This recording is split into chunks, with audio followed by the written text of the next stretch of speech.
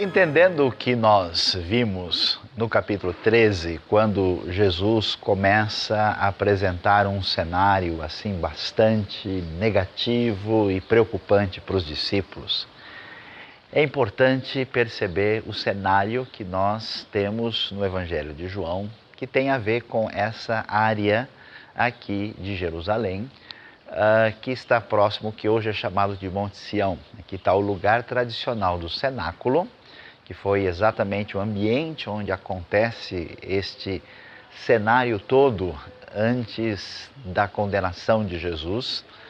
E vamos ter aqui uma construção que é do século XII. É claro que a Jerusalém antiga fica muito abaixo do lugar onde nós estamos, mas nessa área, um lugar muito próximo daqui, foi onde tudo isso aconteceu.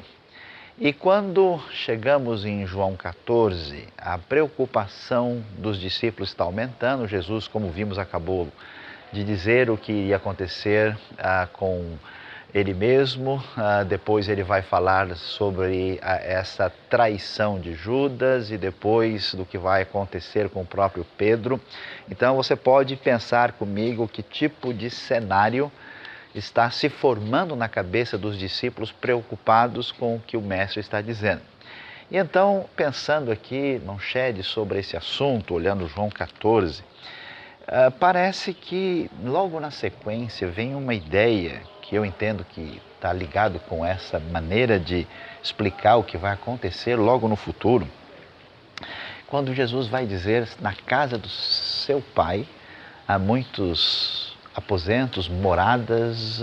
Nos ajude aqui com nossos queridos amigos que querem saber o que isso significa no capítulo 14 de João.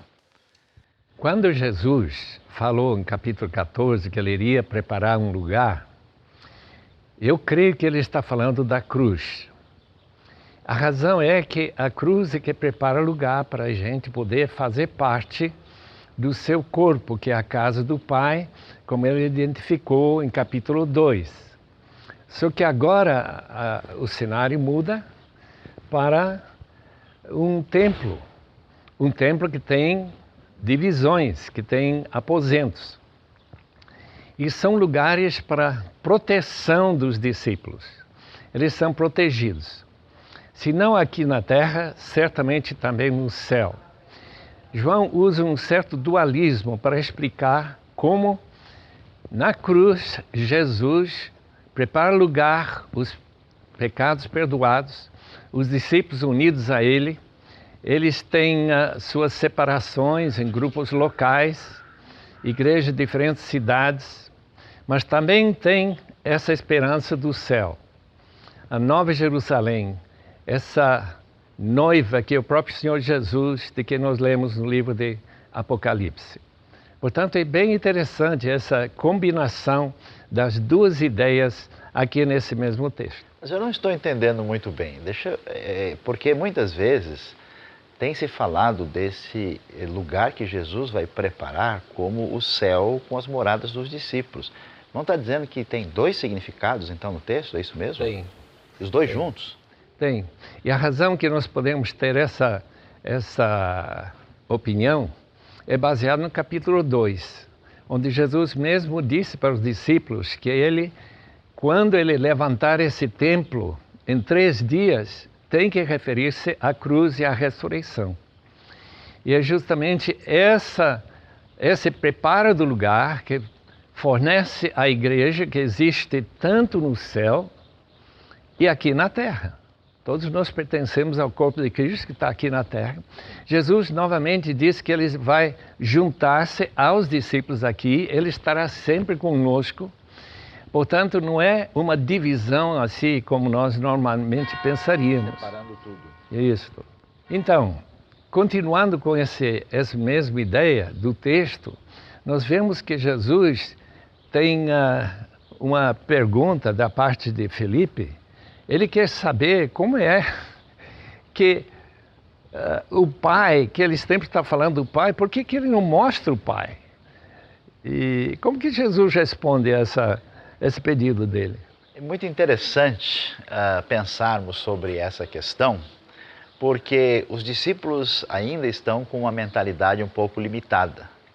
eles não sabem muito bem como é que funciona essa coisa de toda hora falar do Pai, quando na verdade Jesus fala e parece que a coisa não acontece. Como é que então isso se estabelece?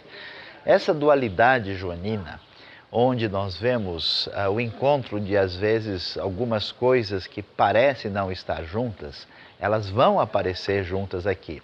Então, da mesma maneira como o que nós estamos vendo aqui em João 14 está relacionando a casa do Pai com uma realidade que tem a ver com o corpo do próprio Senhor Jesus, e falando de realidades terrenas e realidades celestiais, assim como glorificação tem a ver com a glória futura, mas tem a ver também com crucificação, esse raciocínio diferente, da mesma maneira, para esses discípulos que estão acostumados aí com uma mentalidade onde as coisas não são exatamente iguais, a coisa não funciona dessa maneira. Então essa atitude de pensamento, de dualidade, vai se mostrar, e isso é bem difícil para a mentalidade desses judeus desta época, quando Jesus diz que para que se possa ver o Pai, tem que olhar para Ele, porque há uma unidade entre os dois. Então, nesse sentido, aquilo que Jesus faz, as suas obras, apontam para o Pai, e há uma unidade, a maneira de chegar ao Pai, de ter esse acesso a Ele, que é tão procurado, e aí nós vemos essa maneira tão interessante, tanto de João como do Novo Testamento, de modo geral, de tratar Deus muito menos de como grande Criador ou Todo-Poderoso, ou algo assim, mas focalizar nessa figura do Pai para mostrar exatamente essa proximidade e essa identificação de Jesus com o Pai, mostra exatamente essa ligação, que a maneira para ter acesso ao Pai é exatamente por meio do próprio Senhor Jesus. Mas, irmão Shed, olhando para aqui, para a gente encerrar essa parte do capítulo 14, nós temos aí o texto mais conhecido, mais falado, né, que é o versículo 6, que Jesus vai dizer: eu sou o caminho, a verdade e a vida, ninguém vem ao Pai senão por mim. O que é caminho, verdade e vida? E como é que a gente termina esse texto pensando nessas palavras tão especiais? Tomé faz essa pergunta: como que se pode chegar ao Pai? E a resposta de Jesus é: eu sou o caminho. Isto é, crendo em Jesus, a gente caminha seguindo a Jesus, chega ao Pai. Ele é a verdade. A verdade é uma pessoa, a pessoa de Cristo. E todo evangelho que é pregado daqui para frente é pregar a Cristo, porque Ele é a verdade. E Ele também é a vida, porque nele havia a vida. Diz em capítulo 1, versículo 4, que nele estava a vida. E a vida era a luz dos homens. Então Jesus se declara como aquele que não somente abre a porta para Deus, mas é o próprio caminho para Deus. Mais uma coisa nesse texto bem interessante é sobre as obras. Eu gostaria que explicasse para nós quais são as obras maiores que os discípulos farão após a exaltação de Cristo. Muito interessante vermos o que o versículo 12 vai dizer, porque o cenário é de muita fragilidade. Os discípulos estão assustados, eles estão com um desconforto pelo que vai acontecer. E a gente sabe que eles não parecem ser grande coisa, inclusive não tem nem tanto respeito nem na realidade judaica da época, são principalmente pescadores. E aí essa realidade de identificação de Jesus com o Pai, quando os discípulos estão em Cristo, em Jesus, essa identificação também estará com o próprio Jesus. Nesse sentido, os discípulos terão acesso ao Pai. E este acesso ao Pai se mostrará de uma maneira muito particular quando a missão da igreja chegar a vamos dizer, ao seu momento adequado na vinda do Espírito Santo. Então, essas obras, possivelmente falando não só daquilo que Jesus fazia em termos de mostrar quem Deus era, mas principalmente em grandes milagres extraordinários que nós vamos ver acontecendo, especialmente demonstrados no livro de Atos, que acompanham a realidade dessa igreja apostólica que tem aí os apóstolos enviados de Jesus, que vão mostrar como simples pessoas frágeis e pecadoras, aí uma manifestação do poder de Deus através dessa identificação aí com o Pai por meio de Jesus Cristo e pela ação poderosa do Espírito Santo que vai aparecer aí agindo, inclusive é o assunto que vem na sequência em João, capítulo 14.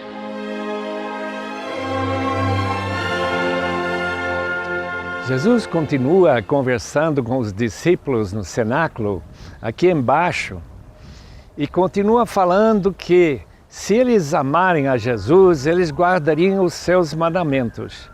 O interessante nesse texto é o fato de que guardar os mandamentos depende da promessa se cumprir da nova aliança, em que Deus daria o seu Espírito e gravaria seus mandamentos nos seus corações.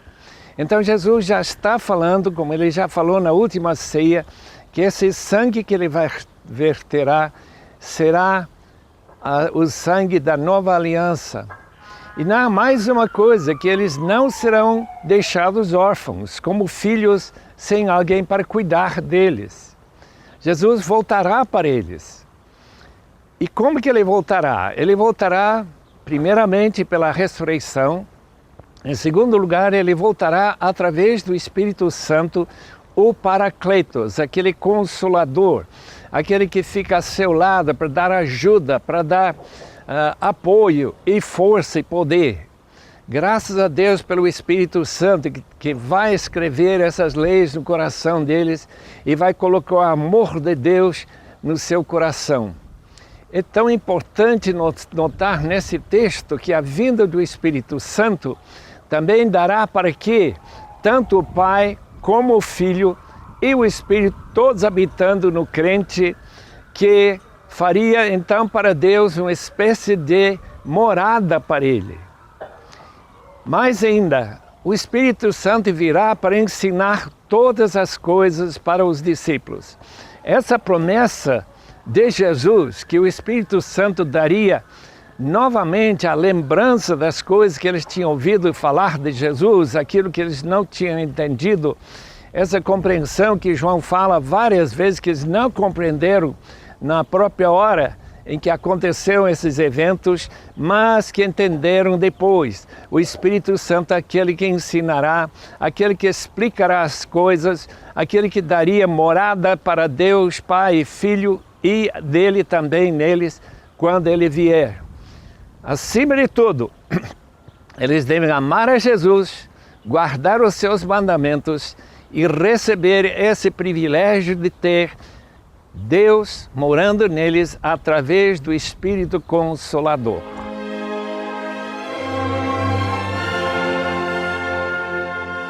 Um dos lugares mais elevados de Jerusalém, numa construção aqui no Monte Sião, na verdade, acima do lugar tradicional do cenáculo, nós podemos ter uma visão da região e lembrar da localidade onde tudo aquilo que acontece com Jesus e os seus discípulos nessa hora de preparo para o momento mais difícil que antecede a sua morte, a sua crucificação, quando todo esse cenário se deu.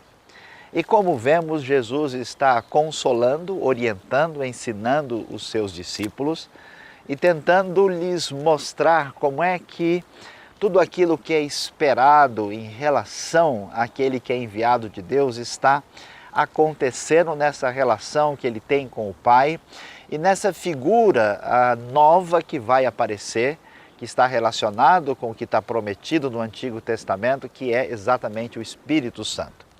Esse Espírito Santo, esse conselheiro que é apresentado aqui, que é exatamente a expectativa que vai se formar para que se realize aquilo que deve acontecer, da parte do próprio Senhor Jesus entre os discípulos.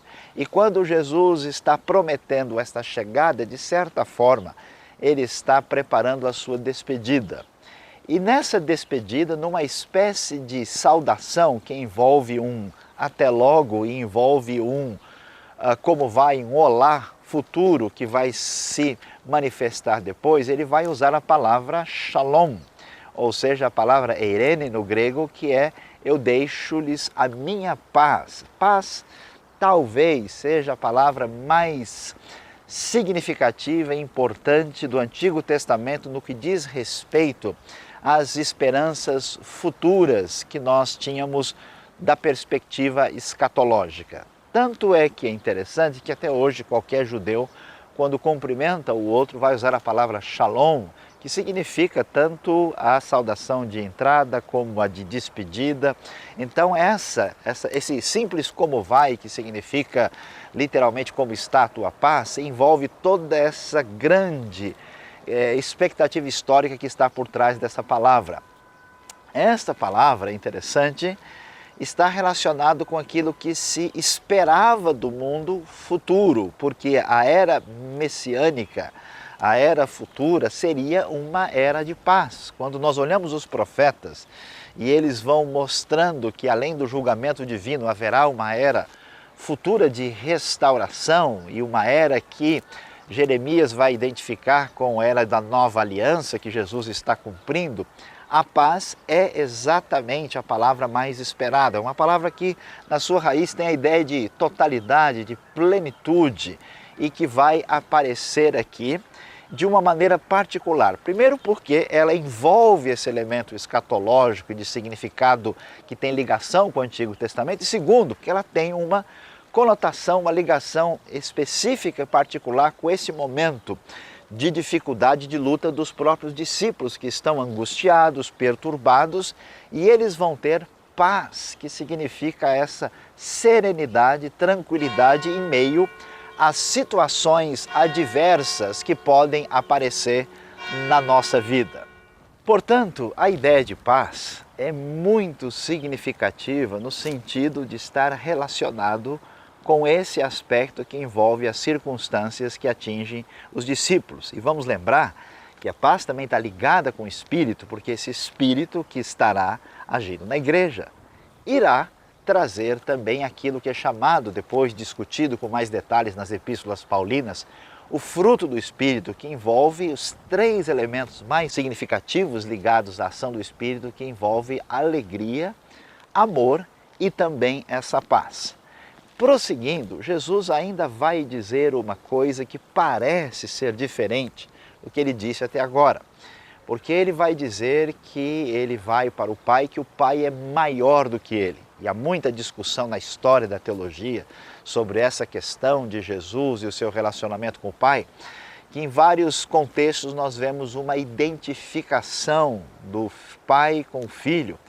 Claro, mostrando aquilo que a igreja vai reconhecer como a doutrina dessa triunidade divina. Quando Jesus e o Pai e o Espírito são iguais em termos de essência, não são, usando a linguagem teológica, ontologicamente, nenhum é superior ao outro, mas Jesus, na sua missão, ele se subordina, se submete àquilo que o Pai estabelece, sendo, portanto, o seu papel na execução da obra de redenção de Deus em nosso favor, o que não implica na sua, vamos dizer, inferioridade em relação ao próprio Pai. E então, para encerrar essa questão, o texto ainda vai fechar com uma espécie de dualidade. Que dualidade é essa? Que está se manifestando nesse momento o poder do príncipe deste mundo, que é uma particularidade da linguagem de João. Não se conhecia esse tipo de expressão no mundo judaico, rabínico, para se referir a Satanás, mas tudo o que está acontecendo, essa espécie de oposição, tanto é que a paz de Jesus, por exemplo, não é a paz que o mundo dá. Que tipo de paz esse mundo dá? A paz que reinava na época era a Pax Romana, ou seja, a paz que o Império Romano tinha imposto sobre o mundo. Mas que paz é essa?